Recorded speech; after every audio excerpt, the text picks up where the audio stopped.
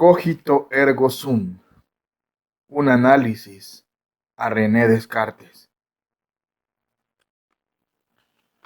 René Descartes, también conocido como René Descartes, es un filósofo y matemático francés reconocido como el padre de la filosofía moderna. Y este día voy a tratar de hacer un análisis sobre su aporte al mundo filosófico, al ser considerado el padre de la filosofía moderna. Hay una clave en el pensamiento o en el criterio de Descartes. Esa clave es la búsqueda insaciable de la certeza, es decir, el convencimiento subjetivo. En pocas palabras, si existe algo que puede dudarse mínimamente, es mejor rechazarlo, al menos hasta conseguir sobrepasar esa duda. Esta era la idea de Descartes. Descartes era contemporáneo del esplendor del método científico y como físico, especialmente del rigor de las matemáticas, debido a sus datos y sus resultados confiables y precisos. Por el contrario, dudaba de la filosofía circundante. De ahí su idea de que la filosofía debía cambiar de método, contar con un método que debería ser mucho más similar al método científico.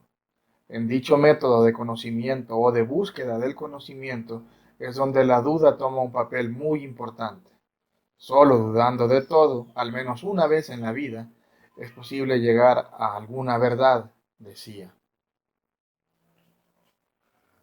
Es decir, las robustas bases de la filosofía solo pueden construirse teniendo a la duda, a la incógnita, como método. Es de ahí de donde nacen las cuatro reglas de Descartes. La regla número uno, conocida como la regla de la evidencia, es decir, no aceptar algo como cierto a menos que se tenga la seguridad de que lo es. Evitar precipitarse en el juicio de algo hasta conseguir la evidencia. La regla del análisis consiste en dividir el problema o la idea en tantas partes como sea posible, sobre todo dividir lo complicado de lo simple para encontrar las ideas más claras y sencillas.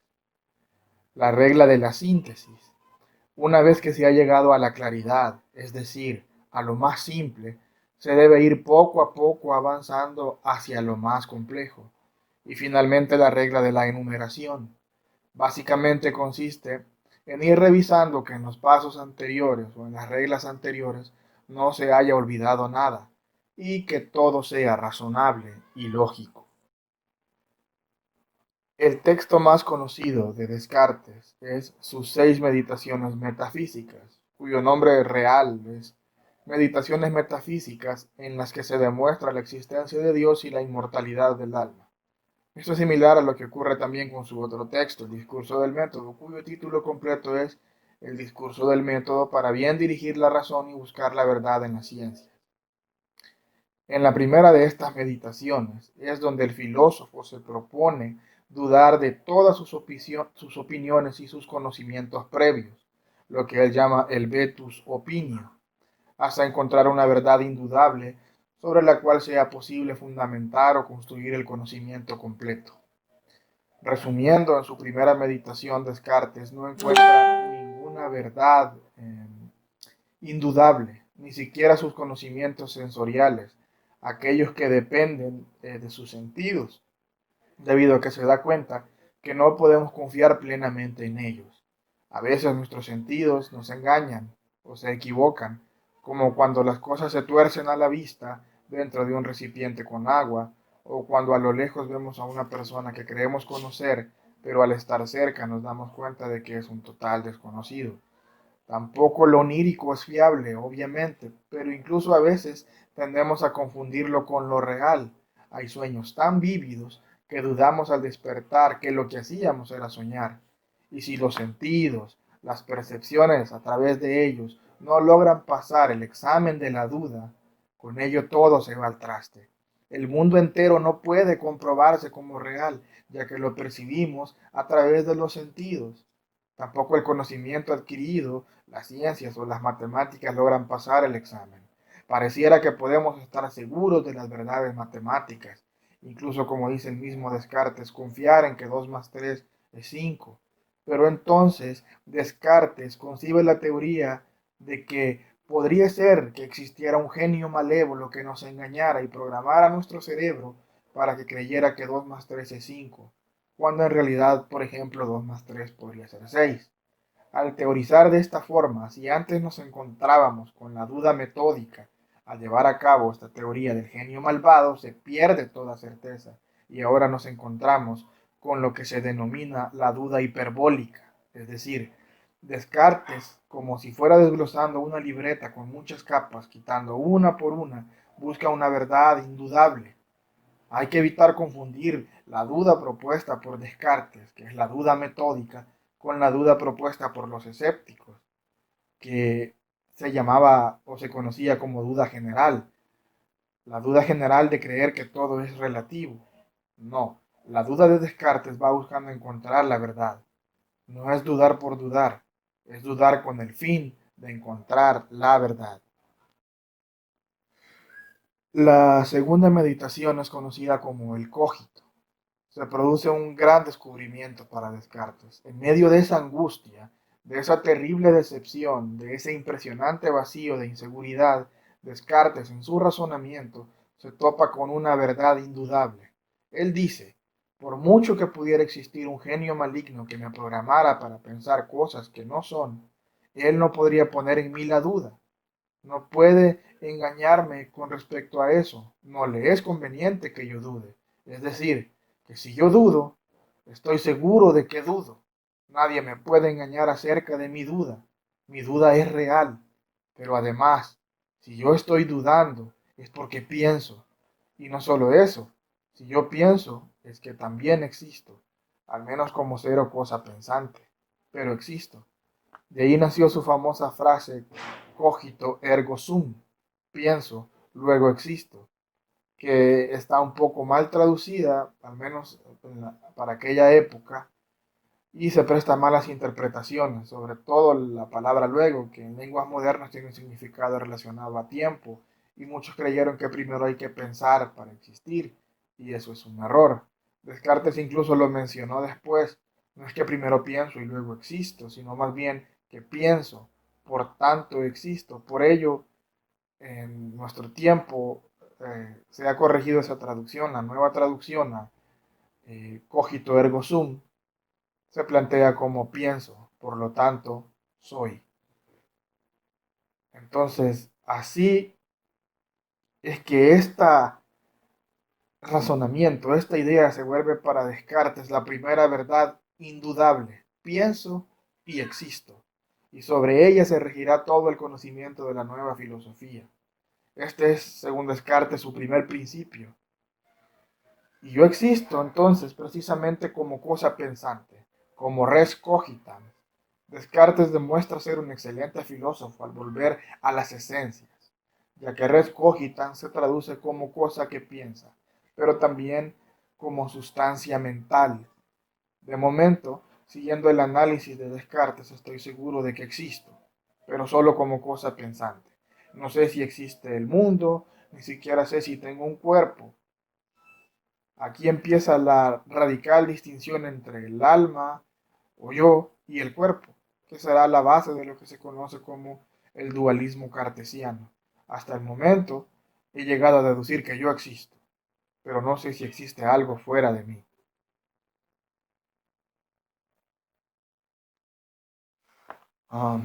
La tercera meditación es Dios. Descartes descubre tres tipos de ideas. Las ideas innatas, que son las que creo que han nacido conmigo. Las ideas adventistas, que son las que creo que me vienen de fuera. Y las ideas facticias. Las ideas facticias, que son las que yo invento, pero no existen. Como por ejemplo la idea de la existencia de la sirena o la existencia del centauro.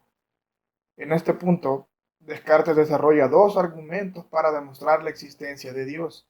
El primer argumento afirma que encuentro dentro de mí la idea de un Dios bueno, un Dios perfecto, y que esta idea no puede venir de mí mismo, no puede ser una idea facticia. Yo no la pude inventar porque la idea del infinito no puede ser acunada por un ser finito. La idea de la perfección no puede ser acunada por un ser imperfecto. Tuvo que haberla puesto en mí una sustancia que sea igual de infinita e igual de perfecta, es decir, Dios. En otras palabras, Dios es la causa de mi idea de infinito y quien la ha puesto dentro de mí ha sido Él. No, no pude ser yo. El segundo argumento dice que mi existencia no sería posible si no existiera Dios. Como soy una sustancia imperfecta y finita, no me he creado a mí mismo. Además, estoy consciente de que no he existido desde siempre y tampoco existiré por siempre. Por tanto, algo tuvo que haberme creado o causado, y ese algo solo puede ser Dios. Dios es la única explicación de que yo exista. La segunda gran certeza entonces es que Dios existe. Esto es algo que a mí en lo particular me pareció muy interesante en Descartes, ya que según esta meditación, él llega a Dios o concluye en la existencia de Dios no por la fe, sino por medio del razonamiento. Con eso llegamos también a una tercera certeza. Se puede llegar a tener conocimientos válidos por medio del intelecto, ya que éste es sostenido por Dios.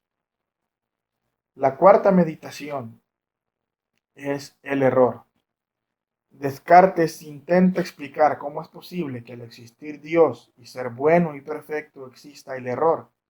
Entonces, él explica que tenemos dos voluntades, o dos esencias, o dos valores, la inteligencia y la voluntad. La inteligencia es finita, pero no la voluntad. El error sucede cuando mi voluntad quiere correr más que mi inteligencia y me hace precipitarme. Por ejemplo, a emitir juicios, a creer que a lo lejos viene un conocido al que quiero saludar, pero cuando ya está cerca de mí me doy cuenta de que no era así. Pero eso no tiene nada que ver con que Dios sea malo y me induzca al error, sino más bien es mi voluntad que se adelanta y me hace errar. En la quinta meditación, Descartes hace lo que se definió como argumento ontológico, que viene a ser otro argumento que prueba la existencia de Dios. Él trata de demostrar la existencia de Dios con este pensamiento. Dice que igual que la idea de la montaña, que es inseparable de la idea de valle, o la idea de triángulo, que es inseparable de una figura con tres lados, la idea de existencia es inseparable de la idea de Dios. Es decir, la idea de Dios implica necesariamente su existencia. A la esencia de un ser perfecto le competen todas las perfecciones, entre ellas la existencia. Si Dios es perfecto, entonces cae la teoría del genio maligno, ya que Dios al ser perfecto no es engañador ni malvado. Y así se recupera la certeza de todas las verdades matemáticas, se recupera la certeza de todo el conocimiento. Siendo que Dios existe y no me engaña, ahora puedo confiar en mi conocimiento. Si Dios se vuelve la garantía de mi conocimiento, es interesante cómo Descartes consigue dejar conforme a la iglesia y a la ciencia, ya que en estos argumentos se da a entender que las ciencias y sus actividades corresponde explicarlas y estudiarlas a los científicos, y deja las explicaciones sobre el alma y sobre Dios a las religiones. Además, tranquiliza un poco a las inquisiciones que perseguían científicos con el argumento de que las ciencias mismas demuestran la existencia de Dios. Finalmente, en la sexta meditación se recupera el mundo sensible. ¿Cómo? Bueno, como ya se ha demostrado que Dios existe y que Dios es perfecto y que no engaña, me puedo fiar no solo de mis conocimientos, sino también de mis sentidos, siempre y cuando yo aplique el método de las cuatro reglas, ese método propuesto por Descartes para llegar a la verdad por medio de la duda. Es realmente muy interesante lo que hace Descartes. Para terminar, solo quisiera completar lo de el dualismo cartesiano. Hablamos de la res cogitans, que es la cosa que piensa, es decir, el ser humano. Todo lo demás para Descartes es reconocido como la res extensa. Eso comprende al mundo material, incluye animales, porque para él los animales, las plantas, son como máquinas, son parte de esta res extensa y ellos no son res cogitans, no son cosas que piensan, son como máquinas. Podría agregarse también que entonces la divinidad, el Dios perfecto e infinito, vendría a ser como la res divina. Pero quedémonos hasta ahora con el dualismo que presenta Descartes. Res cogitans y res extensa. Es increíble lo que planteaba Descartes. Mucha gente desde su época hasta la actualidad lo critica porque su pensamiento filosófico se basa mucho en la existencia de Dios. Sin embargo, no puede negarse de que es como fue apodado el padre de la filosofía moderna y que su método, pues la verdad, de razonamiento por medio de la duda es más que interesante y que su frase, pienso, por lo tanto soy, cogito ergo sum, es también un razonamiento filosófico de lo más impresionante. Hay mucho que agradecerle a Descartes, sobre todo que planteara la semilla de lo que conocemos como filosofía moderna. Me quedo por acá con Descartes y bueno, gracias por su atención. Si quieren seguirme, no duden, tengan la certeza de darle like y suscribirse, darle like al video y suscribirse al canal. Y bueno, hasta la próxima.